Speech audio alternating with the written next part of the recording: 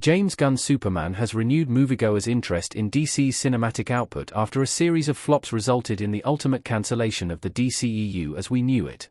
David Corenswet is the latest actor to don the iconic costume, and as mental health expert Jonathan Decker explained, he is a non-toxic superhero and an ideal male role model for youngsters.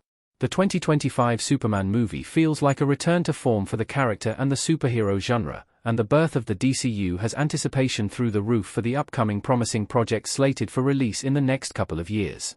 With a message of hope and a classic good versus evil storyline, the film has returned simplicity to the genre. However, Superman isn't a simple and superficial good guy save-the-day movie. There are deep uses of symbolism in Superman, and one of the best instances is in arguably the most controversial creative decision that secretly contributes to making this the character's best and most hopeful movie in years. Superman fans may feel skeptical of Gunn's vision after the change, but it's meaningful.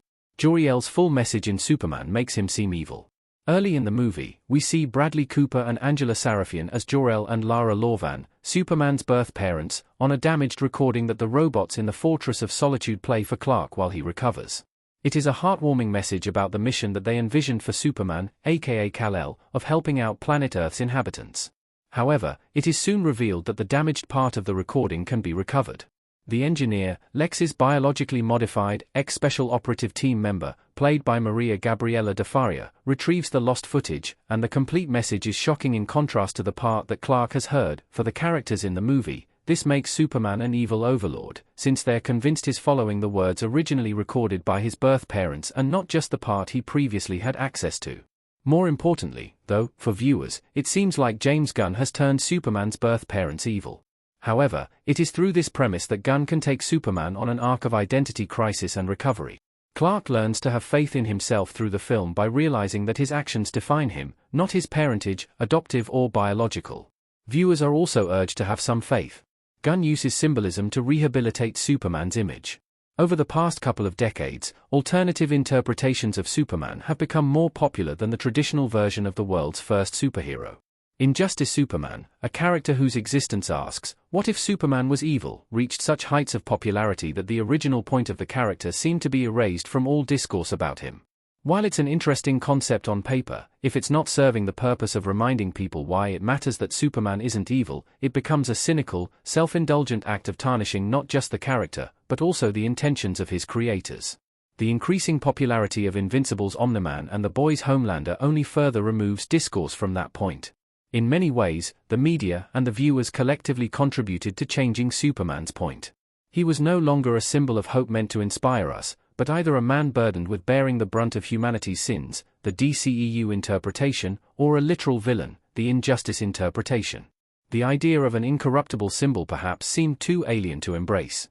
But through this twist on Superman's parents' origins, James Gunn reminds us that if this leaves a bad taste in our mouths, watching Superman's image being destroyed through other depictions of his corruption and/or death should have elicited an even bigger response. Superman's arc in the film should help viewers rediscover his true purpose.